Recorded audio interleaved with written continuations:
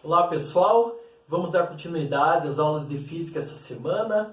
Para encerrarmos o assunto dessa semana aqui, de eletrostática, nós vamos finalizar aqui com alguns princípios da eletrostática aqui. Lembrando que na aula passada nós quantificamos a carga, definimos a lei da quantização da carga elétrica, que é dado por Q igual a N vezes E, onde E é a carga elementar. Lembrando que um corpo ele pode carregar positivamente ou negativamente, ou seja, pela falta ou pelo excesso de elétrons nesse corpo. E se o Q, e se a quantidade de carga for igual a zero, então nós temos aí que esse corpo ele se encontra no estado neutro, onde o número de prótons desse corpo é igual ao número de elétrons. Aqui, dando continuidade, existem alguns princípios aqui que são de extrema importância aqui da eletrostática. Então, nós vamos ver, o objetivo dessa aula é estudar o princípio da eletrostática chamada lei de Dufay e o princípio da conservação da carga elétrica. Nós vamos ver esses dois princípios aqui. Depois, nós vamos dar continuidade aos processos de eletrização, como que nós podemos eletrizar os materiais, deixar eles com cargas elétricas positivas ou negativas. E nós vamos ver que existem três processos de eletrização: de atrito, contato e indução. Eu vou colocar de uma maneira mais resumida esses processos de eletrização. Eu recomendo que vocês estudem esse processo de eletrização mais detalhado pela apostila. Então vamos dar início ao primeiro princípio aqui da eletrostática, que é a lei de Dufay. A lei de Dufay, vou colocar aqui do lado para vocês, vou chamar aqui o primeiro princípio. Lei de Dufay, também chamado de princípio de Dufay, vou chamar mais de lei de Dufay, olha bonito, não? Esse princípio de Dufay ele foi estabelecido por esse cientista em 1737. Dufay estabeleceu o quê? Ele pegou diversos materiais e ele notou que quando esses materiais eles eram eletrizados, dependendo do tipo de material, alguns materiais atraíam e outros materiais repeliam. E ele chegou à conclusão que os materiais sofriam atração e repulsão porque eles eram formados de um tipo de resina ou algum tipo de material. Então, não se tinha o conceito de falta ou excesso de elétrons naquela época. A única coisa que se tinha era que o material era positivo ou negativo devido ao material que ele era feito. Então, nós temos dois conceitos aqui principais da lei de Dufay que você vai poder ter atração ou repulsão. Então, o princípio de Dufay vai dizer o seguinte, que determinadas cargas elétricas podem ser atraídas ou repelidas. Então aqui nós temos duas leis de atração e repulsão. O primeiro caso aqui que nós podemos citar é quando eu tenho duas cargas negativas. Então nós podemos considerar aqui duas cargas negativas. Vamos dizer que eu posso ter dois elétrons. Se eu aproximo esses dois elétrons aqui, o que vai acontecer? Esses dois elétrons, vai haver força entre eles de repulsão. Então nós temos aqui forças de repulsão entre esses elétrons. Podemos determinar essas forças aqui em sentidos contrários. F menos F e F. Então, no primeiro caso aqui, essas cargas vão sofrer repulsão. Agora, se nós pegarmos duas cargas positivas, podem ser dois prótons, por exemplo. Tivemos duas cargas positivas. O que vai acontecer se eu aproximar essas duas cargas? Vai acontecer também o fenômeno de repulsão elétrica. Então eu tenho menos F e uma força mais F. Lembrando que o módulo dessas forças aqui são iguais. Não, não importando a massa ou o tamanho das cargas. Isso surge lá do princípio, lá da terceira lei de Newton, onde a toda ação corresponde a uma reação de sentido contrário, porém de mesmo módulo. Nesse caso aqui, a ação e reação se dá por uma repulsão elétrica. E a terceira situação que nós temos aqui é se nós pegarmos uma carga negativa, um elétron, e aproximarmos uma carga positiva, um próton, podemos ser, por exemplo. O que vai acontecer?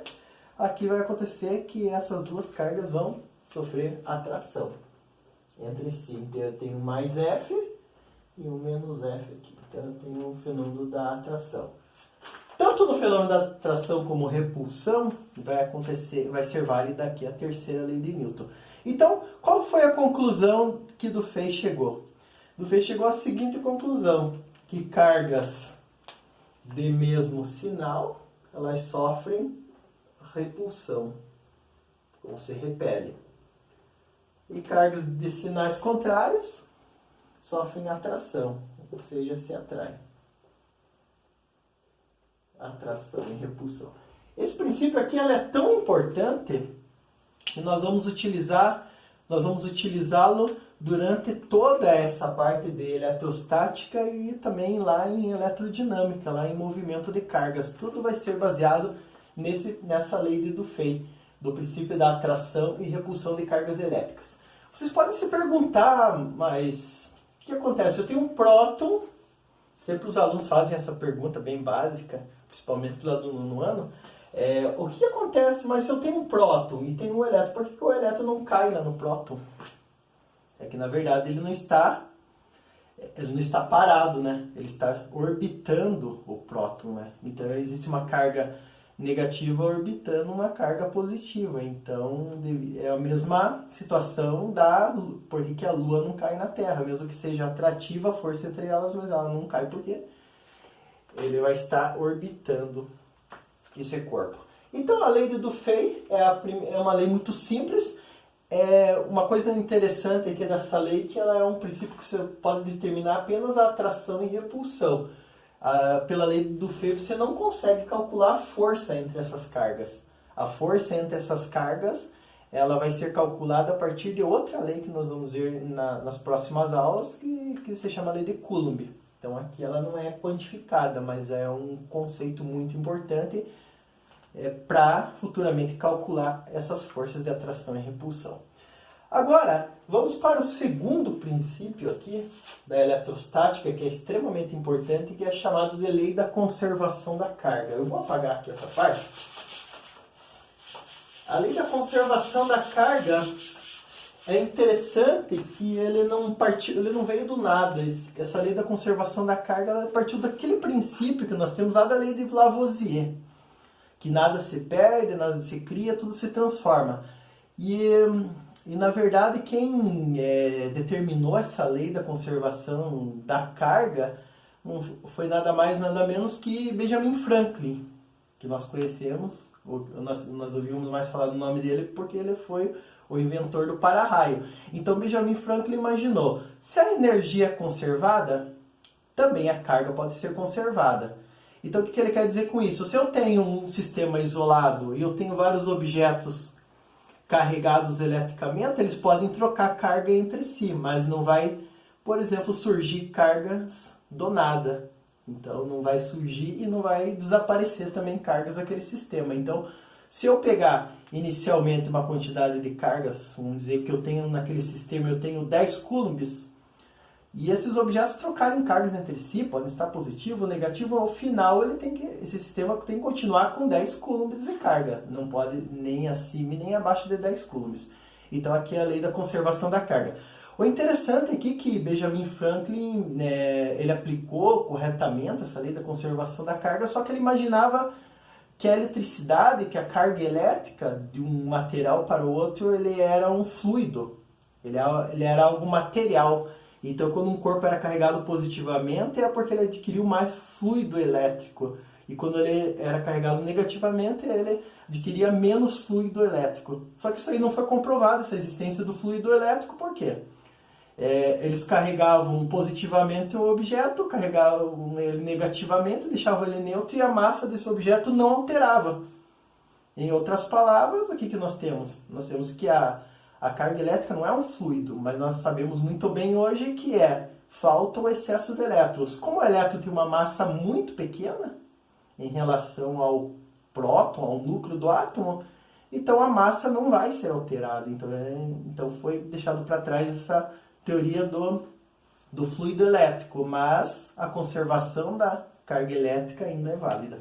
Vamos lá, lei da conservação da carga. Vou colocar como segundo item aqui. Vou soltar umas canetinhas aqui em cima. Então nós temos aqui a chamada lei da conservação da carga.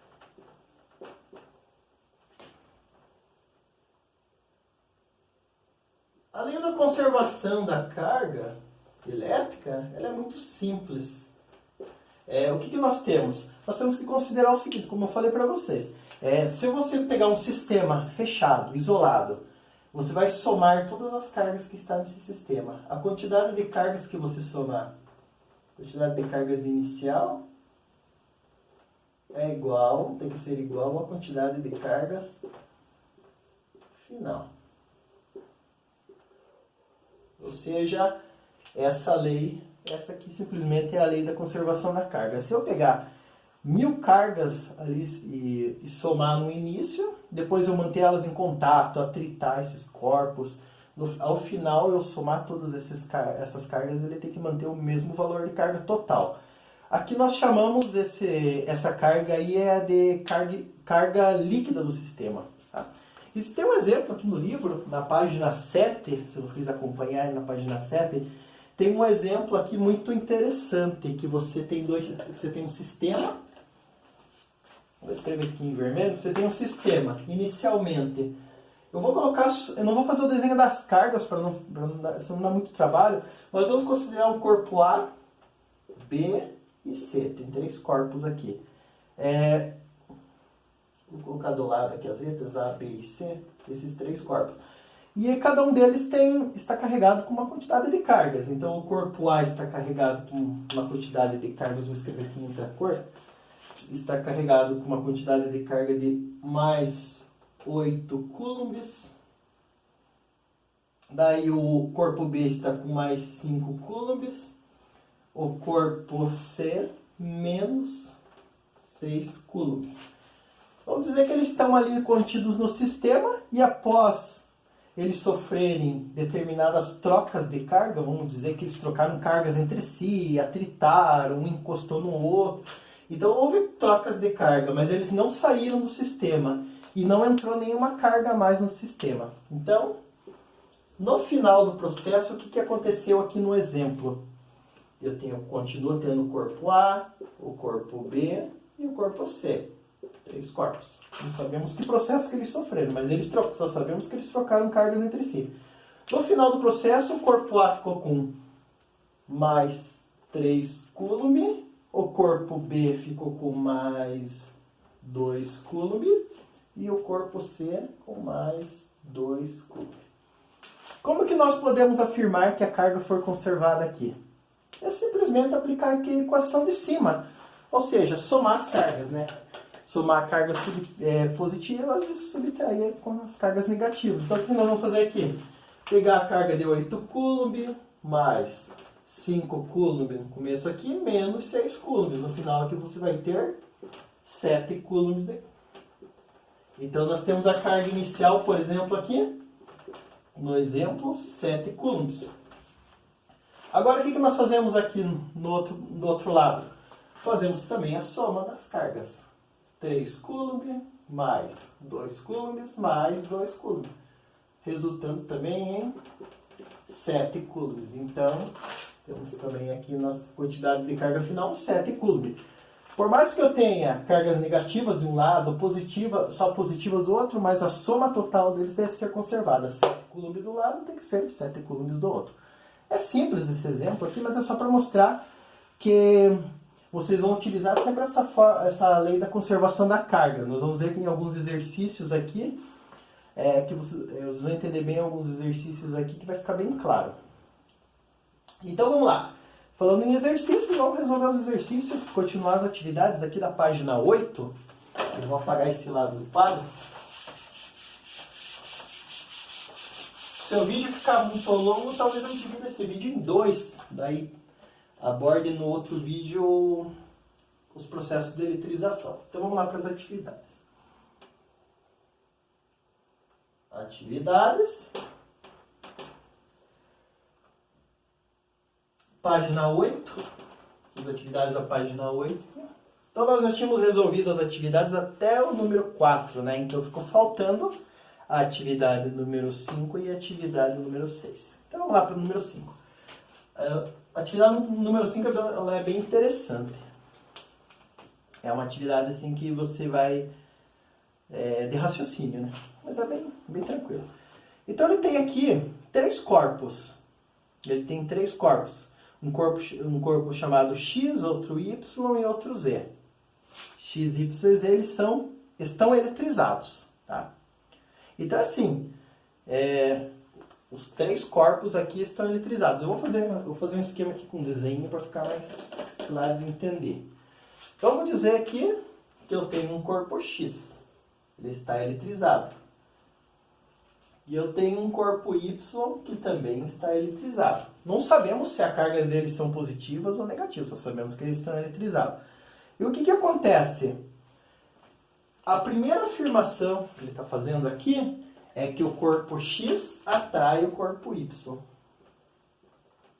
Certo? A única informação que nós temos, que ele se atrai. Agora, outra informação que nós temos é que o corpo Y, deixa eu escrever aqui com canetinha preta, o corpo Y, ele faz o quê? Ele se repele com Z.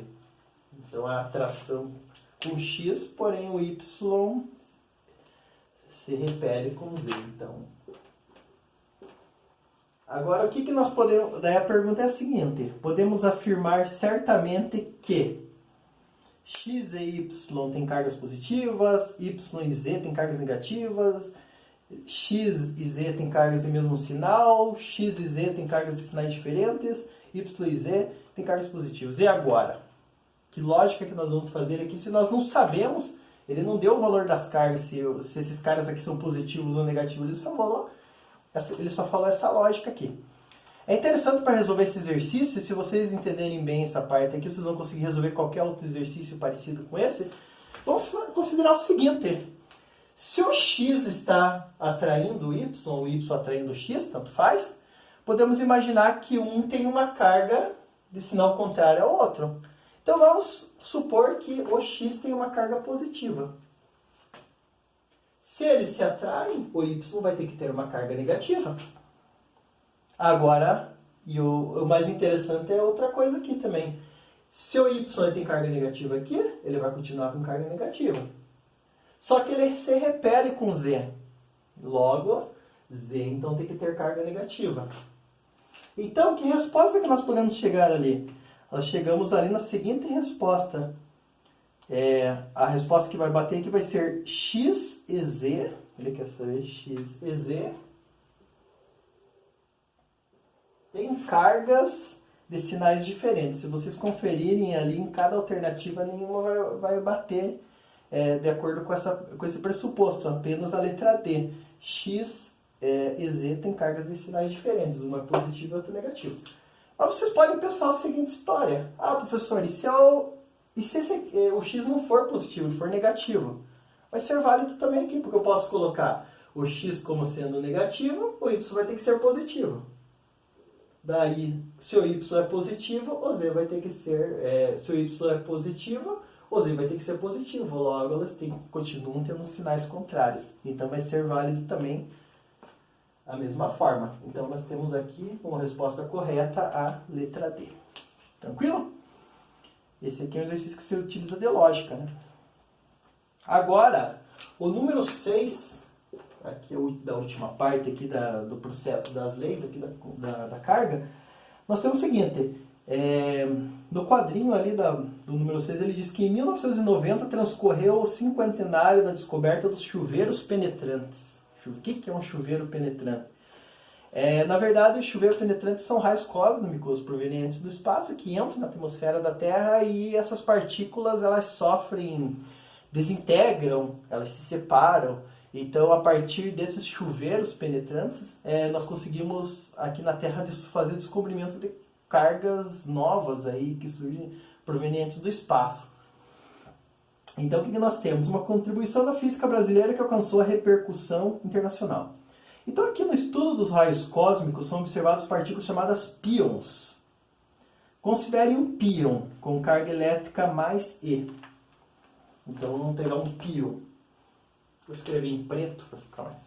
Vou pegar um pion.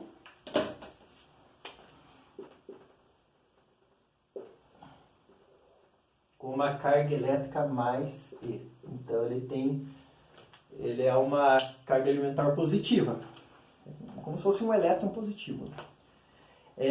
Considera um pion com uma carga elétrica mais E se desintegrando, isso é, se dividindo em outras duas partículas. Essa carga, esse pion, quando ele entra na atmosfera da Terra, ele se divide em duas cargas. Duas partículas, desculpa. Ele vai se dividir em um muon. Ele vai se separar aqui e vai formar um muon. Que ele vai possuir uma carga também mais E. E vai formar também um neutrino. Aí ele vai perguntar, quanto que ter que ser a carga elétrica do neutrino? Esse exercício é muito claro, né? Porque o que nós vamos ver? Se o pion tem uma carga mais E e o muon tem uma carga e forma um muon com uma carga mais E, o neutrino ele não pode ter carga nem positiva nem negativa. Se ele tivesse uma carga positiva, violaria o princípio da conservação da carga. Mesma coisa se ele tivesse uma carga negativa. Ele violaria o princípio da conservação da carga. Então o neutrino, aqui, ele tem que ter uma carga igual a zero. Isso é claro, o nome sugere, né? Neutrino, ele é uma partícula neutra, né? Então, só que por que ele é chamado de neutrino? Por causa que ele tem uma massa muito, mas muito menor que o neutro. Tá? Então, por isso que é chamado de neutrino. Então, o que nós temos? Se vocês quiserem aplicar o princípio da conservação da carga, é só pegar aqui, dizer que a quantidade de carga no início é igual à quantidade de carga no final. Então, o que nós temos de carga no início? Nós temos apenas o mais E do muon. E no final, você vai ter a carga mais E do muon, mais a carga que a gente quer saber do neutrino. Então, se você passar o mais E para o outro lado, vai ficar menos E, com mais E vai ficar zero. Então, zero coulomb. É o que nós tínhamos presumido, né? Então, a letra E, carga nula. Aqui eu só estou demonstrando, pela lei da conservação da carga, que isso aqui é válido, né? Beleza, pessoal?